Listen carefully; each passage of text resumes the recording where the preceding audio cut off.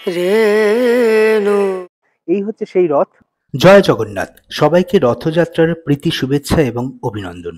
আজকের গল্প একটু ভিন্ন স্বাদের। আজ চলেছি ভারতবর্ষের অত্যন্ত বিখ্যাত দুটো এমন স্থান যার সঙ্গে রথযাত্রার ওতপ্রোত সম্পর্ক আছে।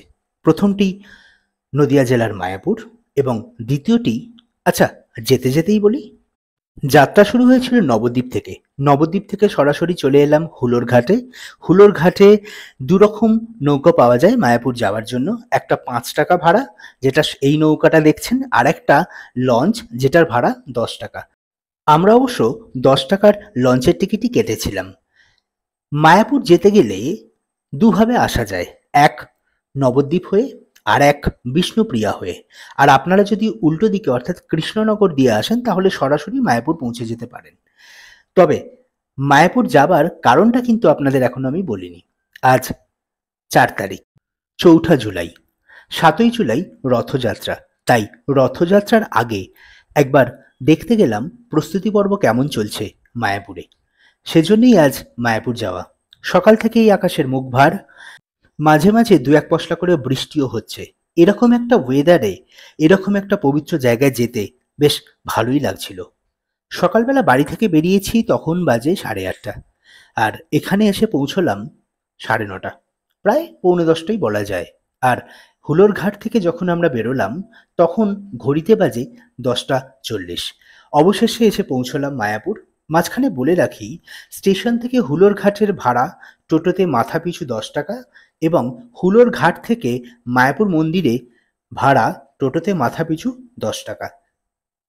পৃথিবীর সর্ববৃহৎ এবং বিপুল জনপ্রিয় এই চন্দ্রোদয় মন্দির এক বিশেষ আকর্ষণ তীর্থযাত্রী এবং পর্যটকদের কাছে।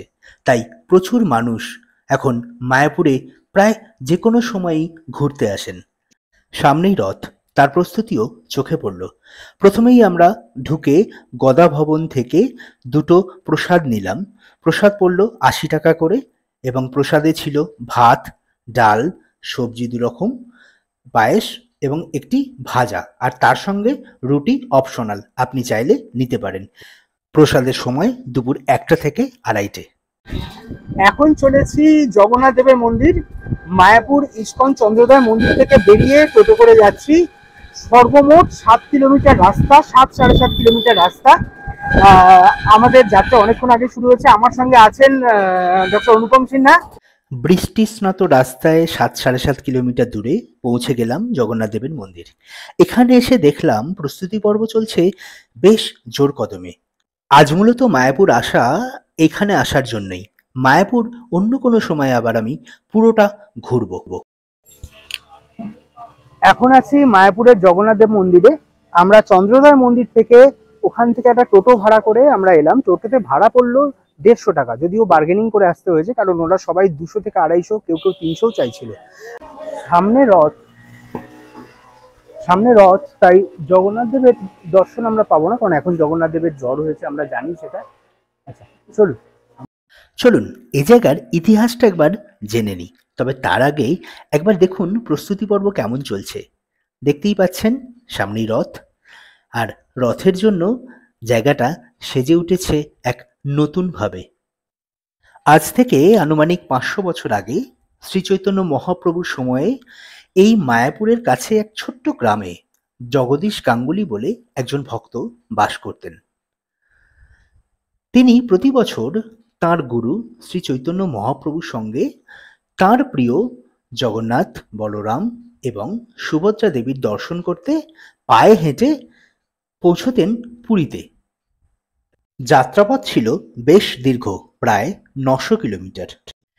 এই জগদীশ গাঙ্গুলি পুরীর উদ্দেশ্যে যাত্রা করার কিছু আগেই হঠাৎ একদিন এক ভয়ঙ্কর রোগে আক্রান্ত হয়েছিলেন, যার ফলে তিনি প্রায় অন্ধ হয়ে গিয়েছিলেন। জগদীশ গাঙ্গুলি হতাশাগ্রস্ত হয়ে পড়লেন। এমন সময় এক রাতে ভগবান শ্রী জগন্নাথ দেব তাঁকে স্বপ্নে দেখা দিলেন। স্বপ্নে দেখা দিয়ে প্রভু তার ভক্তকে বললেন, পরের দিন তিনি যখন গঙ্গা স্নানে যাবেন তখন একটি কাঠ তার মাথা স্পর্শ করবে এবং তার দৃষ্টিশক্তি ফিরিয়ে দেবে। প্রভু তার ভক্তকে এও বলেছিলেন যে সেই কাঠটি নিয়ে তিনি যেন তার গ্রামে যান এবং সেখানে এক ভক্ত ছুতরকে তিনি জগন্নাথ দেবের একটি মূর্তি খোদাই করার জন্য অনুরোধ করেন। সে ছুতর ছিল একজন কুষ্ঠরোগী এবং তার হাতও ছিল বেশ বিকৃত। জগদীশ গাঙ্গুলির কাজ ছিল তাকে রাজি করানো এবং ভগবান এটা আশ্বস্ত করেছিলেন যে এই মূর্তি তৈরি হওয়ার পরে কুষ্ঠরোগী সম্পূর্ণরূপে সেরে উঠবে। মূর্তি তৈরি হবার সময় জগদীশ গাঙ্গুলি তাঁর সঙ্গেই থাকতেন। তিনি দেখতেন কুষ্ঠরোগীর কষ্ট। তিনি কাজ করার সময় তার হাত থেকে পুঁজ রক্ত বের হতো এবং তিনি মুখ ব্যথায় বিকৃত করে ফেলতেন। জগদীশ গাঙ্গুলি সেই কুষ্ঠরোগীকে মনের জোর যোগাতেন এবং তিনি ভগবান জগন্নাথ দেবের কথা শুনে কাজ করতেন। এইভাবেই চলতে থাকলো এবং অবশেষে সেই মূর্তি তৈরি হলো এবং কুষ্ঠরোগী সেরে উঠলেন। এর কিছু পরে জগদীশবাবু আরেকটি স্বপ্ন দেখেন। ভগবান জগন্নাথ দেব তাঁকে নির্দেশ দিলেন কাছাকাছি কিছু নিম কাঠ নিতে এবং ওই ছুতরকে দিয়েই দেবী সুভদ্রা এবং ভগবান বলদেবের মূর্তি বানাতে। সানন্দে সেই ছুতর সে কাজ শেষ করেন। কিছুদিন বাদে জগদীশ গাঙ্গুলি প্রকৃতির নিয়মে দেহত্যাগ করলে তাঁর প্রিয় দেবতারা অবহেলিত হন। এর প্রায় কিছু বছর পরে একজন স্থানীয় গ্রামবাসী এক সুন্দর নীল রঙের ফুল দেখতে পেলেন এক পাহাড়ের ওপর। কৌতূহলবশত তিনি যখন কাছাকাছি গিয়েছিলেন তিনি সেখান থেকে একটা শব্দ শুনতে পেয়েছিলেন। কেউ যেন বলছে, দয়া করে আমাকে একটু জল দাও। তিনি দ্রুত ওই জায়গার খনন শুরু করেন এবং সেই শব্দ অনুসরণ করে তিনি খুঁজে বার করলেন তার প্রিয় ভগবান জগন্নাথ দেব, দেবী সুভদ্রা এবং ভগবান বলদেবকে। এরপরের ইতিহাস সংক্ষিপ্ত। 1978 সালের এক গৌর পূর্ণিমার দিনে এই ইস্কনেই এই প্রভু জগন্নাথ দেবের একটি মন্দির তৈরি করা হয়, অর্থাৎ আমরা যেখানে আছি এইখানে, এবং তারপর থেকে এখানে নিত্য পুজো এবং ভক্ত সমাগমও হয়। এ তো গেল ইতিহাস। চলুন এবার একটু এই জায়গার পরিবেশটা দেখে নিই। আচ্ছা, বাইরে তখন বৃষ্টি হচ্ছে, তার ফলে আমরা কিন্তু তখন এই ভেতরে বেশ কিছুক্ষণ আটকে পড়লামের থেকে বড় কথা, এখানে আমরা বেশ কিছুক্ষণ সময় কাটালাম। একটা কথা বলে দিই, যেহেতু প্রভু জগন্নাথ দেবের স্নানযাত্রার পরে তার জ্বর আসে আমরা সেটা জানি, তাই এই 15 দিন কিন্তু তিনি কাউকে দর্শন দেন না। তাই আমরা কিন্তু প্রভুর দর্শন পেলাম না, তবে তাতে একটুও মন খারাপ হয়নি, কারণ আমরা জানি তিনি দর্শন দেওয়ার জন্যই তৈরি হচ্ছেন। আর এই হচ্ছে প্রভুপাদের মূর্তি, যিনিও ইস্কনের সঙ্গে ওতপ্রোতভাবে জড়িত, আপনারা সবাই জানেন। আর এটা একটা সুভেনিয়ার বুক স্টল বলতে পারেন। এখান থেকে কিন্তু আপনি অনেক ভালো ভালো বই পেয়ে যাবেন। আর এই হচ্ছে জায়গাটার টোটাল অ্যাম্বিয়েন্স। বৃষ্টি কিছুক্ষণ থেমে যাওয়ার পরে আমরা বেরিয়ে পড়লাম, তবে সামনে দেখলাম গরুড়ের মূর্তি। তার কিছুটা পরে একটু এগিয়ে গেলেই এক শিব মন্দির আছে। এখন চললাম শিব মন্দির দর্শনে, তবে যাবার আগে এই জায়গাটা একটু দাঁড়িয়ে পড়লাম। এই জায়গাটাও কিন্তু বেশ সুন্দর, এখানে অনেক কিছু ঘটনা বলা আছে, আপনি সময় নিয়ে দাঁড়িয়ে দেখলেই সেটা বুঝতে পারবেন। এই হচ্ছে শিব মন্দির, এখানে হচ্ছে শিব মন্দিরের প্রবেশপথ। আমরা শিব মন্দিরের প্রবেশপথ দিয়ে ঢুকে গেলাম ভেতরে। ভেতরটা কিন্তু আমার খুব ভালো লেগেছে। ভেতরে কিন্তু একটা অদ্ভুত প্রাচীনত্বের ছাপ রয়েছে, তার সঙ্গে কিন্তু এক আধুনিকতার ছোঁয়াও রয়েছে। ভেতরের পরিবেশটা দেখুন, ডান দিকের এই গাছ, এখানে মানুষ মানত করে, সেটা বোঝা যাচ্ছে। মানুষ মানত করে, সেখানে বিভিন্ন রকমের সুতো ঝুলতে দেখেছি আমরা।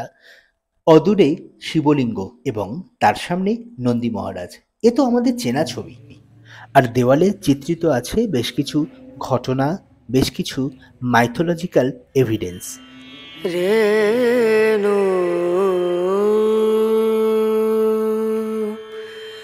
রনা রনা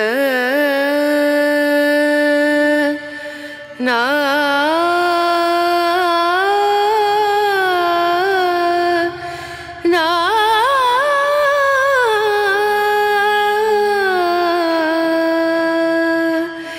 রেণু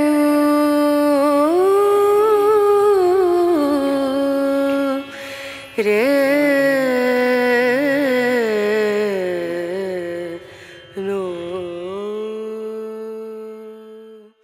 শিব মন্দির দেখে বাইরে বেরিয়ে এলাম। জায়গাটার পরিবেশটা খুব সুন্দর, তবে বৃষ্টি হওয়াতে জায়গাটা কিন্তু বেশ স্লিপারি হয়ে গেছে, আর একটু হলেই পড়তাম আর কি।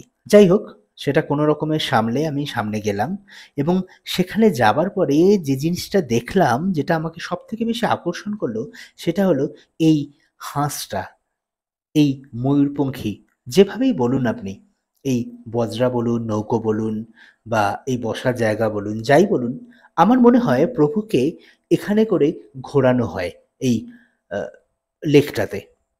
এটা লেক বলবেন না পুকুর বলবেন বা যা খুশি বলতে পারেন, আমি সেটা জানি না। আর এই জায়গাটাতে আমরা হেঁটেই চলে গেলাম। ঠিক লেকের উল্টো দিকে বা পুকুরের উল্টো দিকে একটা মন্দির আছে। সেই মন্দিরে কিন্তু বিগ্রহ আছে, এবং সেই মন্দিরে কিন্তু নাম সংকীর্তন হচ্ছে তখন। জায়গাটার পরিবেশটা আমাকে বিশেষ করে আকর্ষণ করলো, কারণ এখন তো আমরা প্রায় গাছপালা দেখতেই পাই না। এরকম একটা জায়গায় এত সুন্দর গাছে ঢাকা, বেশ ভালো লাগলো। আর বেশিক্ষণ নয়, কিছুক্ষণ বাদেই এখান থেকে আমাকে বেরিয়ে যেতে হবে। তার কারণ এবারে আমাদের সময় হয়ে যাচ্ছে, ওখানে গিয়ে প্রসাদ গ্রহণ করতে হবে। বেরিয়ে পড়লাম জগন্নাথ মন্দির থেকে। গন্তব্য মায়াপুরের চন্দ্রোদয় মন্দির। সেখানে গিয়ে আজকে আমাকে প্রসাদ গ্রহণ করতে হবে। তবে তার আগে যে কারণে আসা, সেটা একবার ভালো করে দেখে নিই। এই হচ্ছে সেই রথ, তিনটি রথ। তিনজন দেবতা যান, একজন জগন্নাথ দেব, একজন বলরাম দেব, এবং আরেকজন সুভদ্রা। এই রথগুলো শুধুমাত্র দেখতে সুন্দর নয়, রথগুলোর খুব সুন্দর নাম আছে। প্রথম রথটির নাম তালধ্বজ। এখানে অধিষ্ঠান করেন ভগবান বলদেব। দ্বিতীয় রথটির নাম নন্দীঘোষ। এখানে অধিষ্ঠান করেন প্রভু শ্রী জগন্নাথ দেব। এবং তৃতীয় বা শেষ রথটিতেই অধিষ্ঠান করেন দেবী সুভদ্রা, এবং এই রথটির নাম পদ্মধ্বজ। এই রথগুলো দেখে যে কথাটা আমার মনে হলো, সেটা একটু বলি। রথের স্ট্রাকচারটা কাঠের, কিন্তু রথটা যে জিনিসটার ওপর আছে, অর্থাৎ যে গাড়িটার ওপর আছে, সেই গাড়িটা আধুনিক। দেখুন, গাড়িতে স্টিয়ারিং রয়েছে, চাকাগুলোও আধুনিক। এক কথায় বলতে গেলে এক প্রাচীন ও নবীনের সংমিশ্রণ। দেখুন রথটাকে সাইড থেকে কি সুন্দর লাগছে। রথের দিন তিন দেবতা তারা মাসির বাড়ি যান এখান থেকে রথ চেপে, এবং সেই রথ টানার জন্য এবং সেই রথ দেখার জন্য অগণিত মানুষ, অগণিত ভক্ত এখানে আসেন, এবং এই মহাপবিত্র অনুষ্ঠানকে তারা উপভোগ করেন।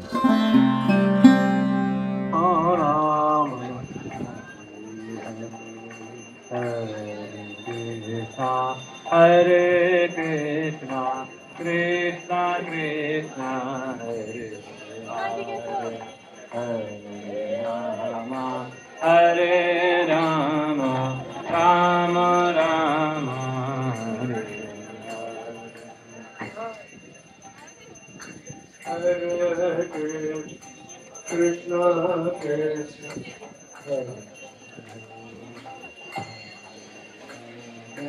Hare Rama, Rama Rama,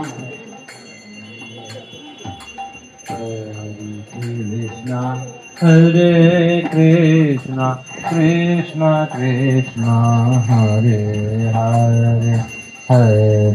চললাম প্রসাদ গ্রহণ করতে। আমাদের গন্তব্য গদা ভবন। এখানে এরকম অনেকগুলো ভবন আছে, যেখানে আপনারা চাইলে থাকতে পারেন। তবে দুটি বিশেষ অনুষ্ঠান, যেমন দোলযাত্রা এবং রথযাত্রা, এই সময় কিন্তু ঘর পাওয়া বেশ শক্ত। তাই এই সময় আসতে চাইলে একটু আগে থেকে বুক করে আসবেন। আর আরেকটা আছে, সেটা রাসযাত্রা। এই তিনটের সময় কিন্তু এখানে বেশ ভিড় হয়। এছাড়া আপনি অন্যান্য যে কোনো সময় এলেই সম্ভবত ঘর পেয়ে যাবেন। যাই হোক, আমাদের গন্তব্য গদা ভবন। আমরা এখন যাচ্ছি গদা ভবন। আমরা ওখানে প্রসাদ গ্রহণ করব। এখানে অনেকগুলি ভবন থেকেই প্রসাদ বিতরণ করা হয়। তার ফলে আপনি আপনার পছন্দ মতো ভবন এবং পছন্দ মতো টাকার কুপন কেটে নিয়ে আপনি লাইনে দাঁড়িয়ে পড়তে পারেন। আমরা চলেছি গদা ভবনের উদ্দেশ্যে। রাস্তায় যেতে যেতে এরকম অনেকগুলি বইয়ের স্টল আপনার চোখে পড়বে, ছোট বড় মাঝারি বিভিন্ন ধরনের। আর আরেকটা জিনিস আপনার চোখে পড়বে, সেটা হচ্ছে এখানে আশেপাশেই দেখবেন অনেকে ট্যুরিজম বা বোট রাইড এই ধরনের বিভিন্ন রকম প্রজেক্টকে স্পন্সর করছে বা প্রজেক্টগুলোকে এখানে শো করছে বা এই ধরনের ট্যুরিজমকে এরা প্রমোট করছে। আর এই সামনেই রয়েছে মায়াপুর ট্যুরিজম সেন্টার, এখানেও আপনারা গিয়ে কেনাকাটা করতে পারেন, এখানে আপনারা গিয়ে বিভিন্ন জিনিস দেখতে পারেন। আর মায়াপুরে কিন্তু প্রচুর বিদেশি আসেন এবং দেশি বিদেশি সারা পৃথিবী থেকে লোক কিন্তু এখানে আসেন, তার ফলে এই জায়গাটা কিন্তু বেশ জমজমাট। আমরা চলেছি গদা ভবনের দিকে। আগেই বলেছি এই গদা ভবন আপনার সামনে দেখতে পাচ্ছেন, এরকম অসংখ্য ভবন আছে। এই ভবনগুলোতে থাকাও যায়, এই ভবনগুলোতে আপনারা চাইলে আগে থেকে বুক করে আসতে পারেন। এসি, নন এসি বিভিন্ন ধরনের রুম আছে। জেনারেলি নন এসির ক্ষেত্রে ভাড়া 1000 টাকা, 1200 টাকা, 800 টাকা বিভিন্ন রেঞ্জের হয়। আর এসির ক্ষেত্রে ভাড়া 1500, 2000। তবে যদিও বিভিন্ন সময়ে ভাড়া বিভিন্ন রকম হয়।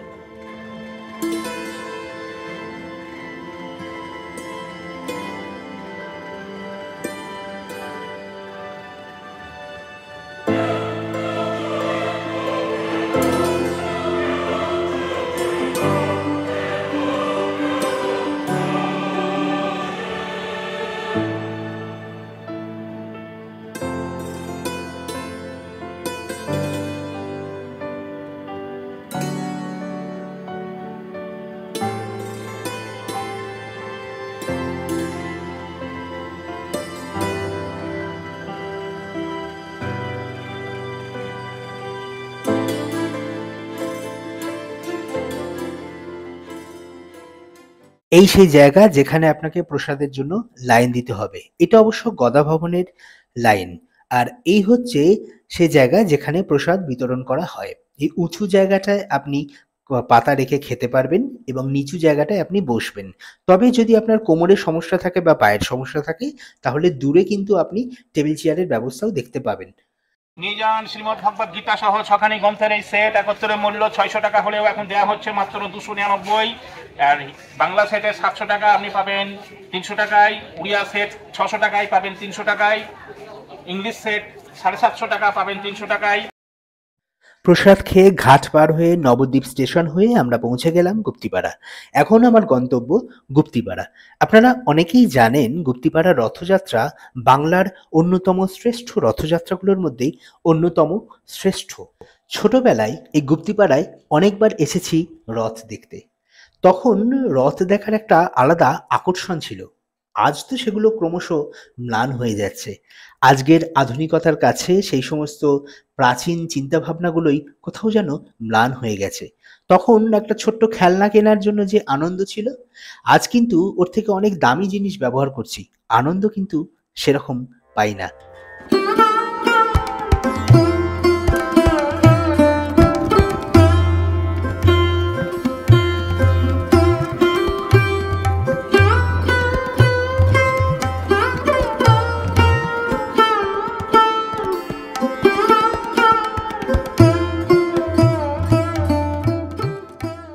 এটা গুপ্তিপাড়ার বিখ্যাত রথতলা।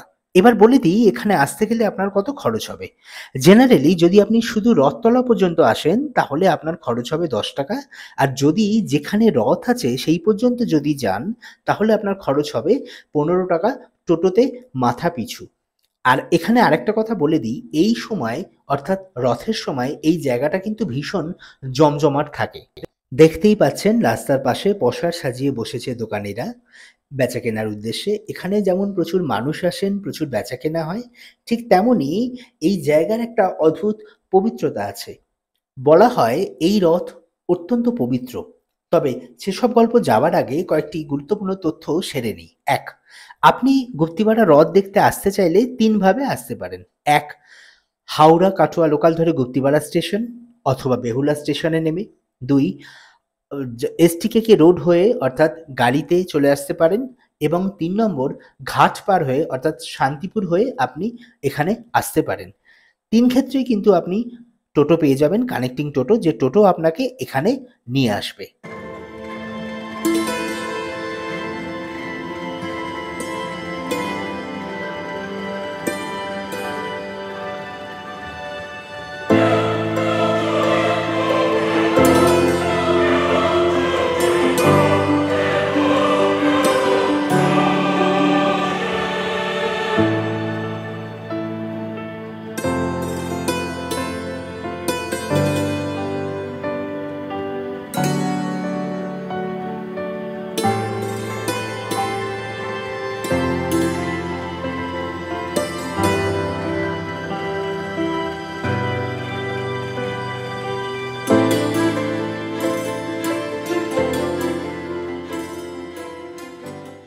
মায়াপুর কমপ্লিট করে এইবারে এলাম গুপ্তিপাড়া।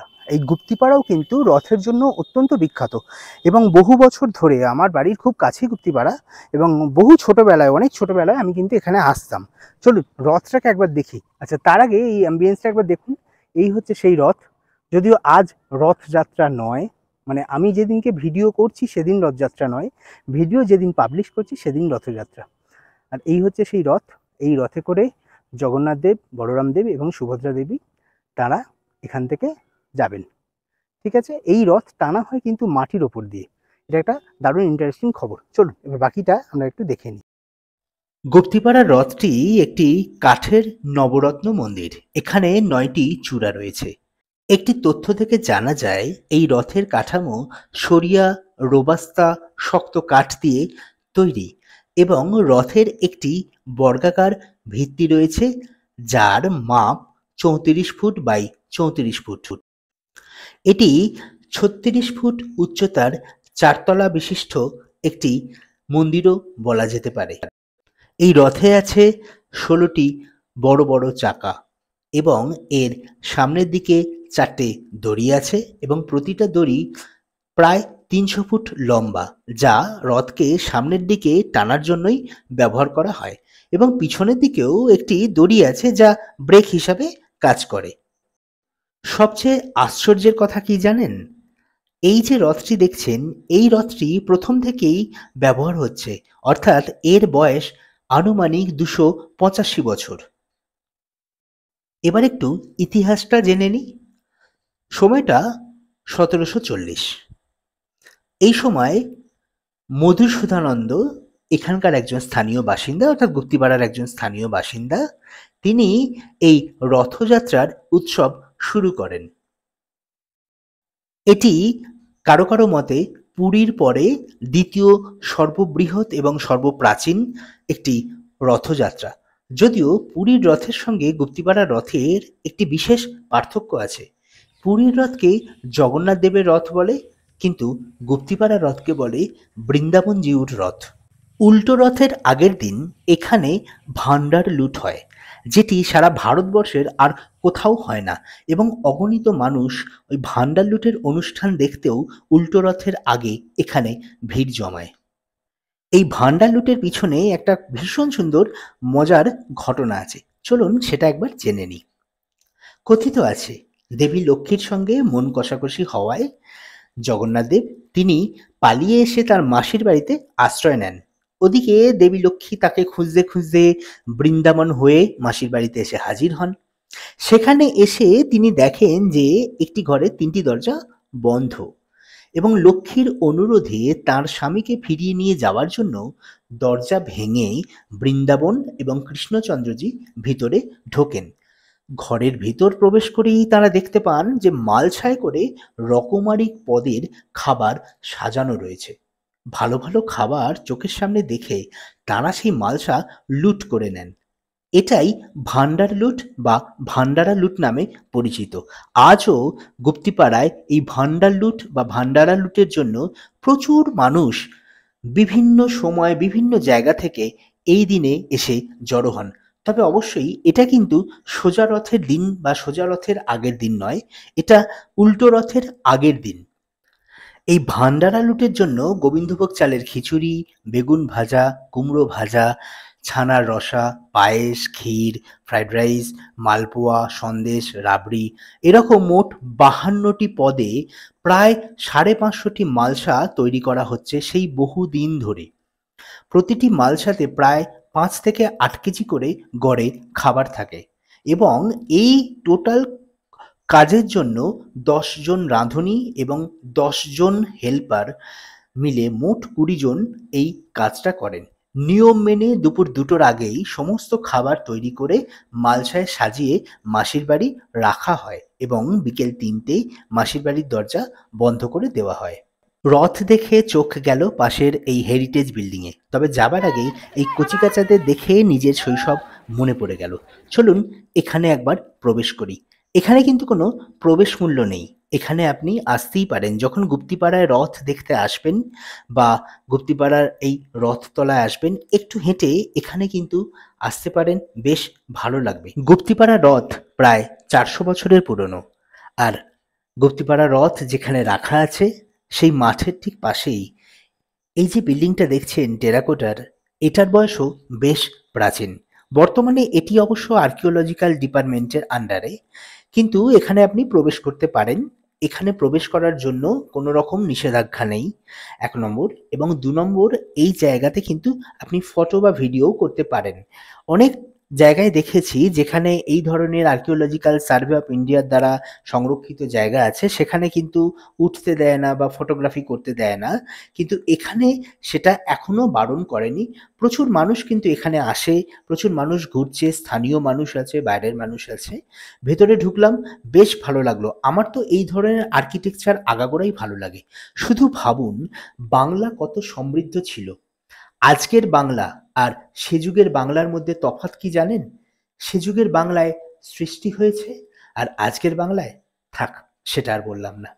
প্রাচীনত্ব, ঐতিহ্য, স্থাপত্য, ভাস্কর্য কিংবা ঐতিহাসিক গুরুত্ব যাই হোক না কেন, এগুলোর যে গুরুত্ব অপরিসীম, সেটা আর বলার অপেক্ষা রাখে না।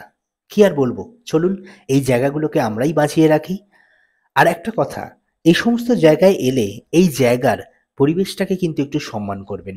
জায়গায় যত্রতত্র নোংরা ফেলবেন না, জায়গাটাকে নোংরা করবেন না, অযথা ফুল ছিঁড়বেন না।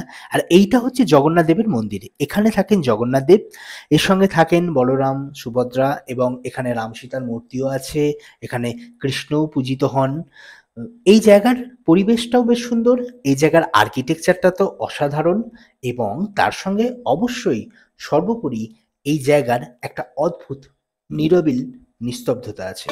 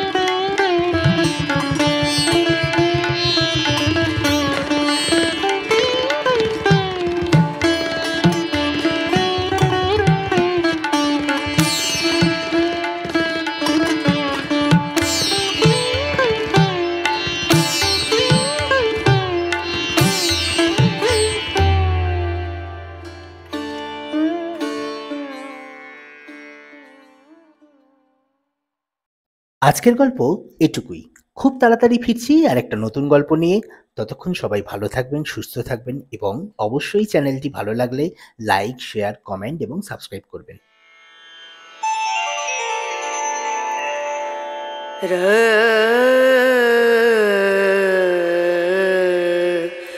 No.